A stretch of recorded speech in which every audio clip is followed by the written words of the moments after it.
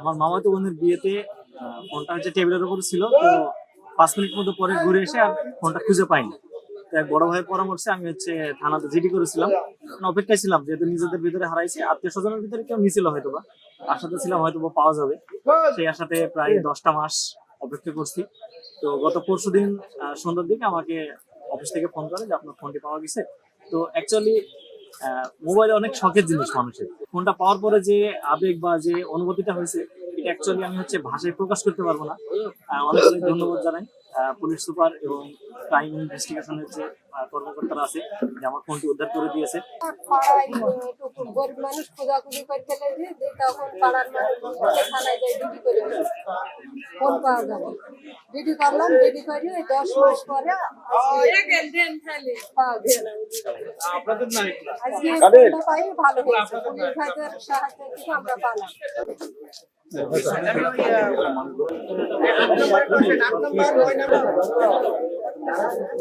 এত সামনে লাগে লং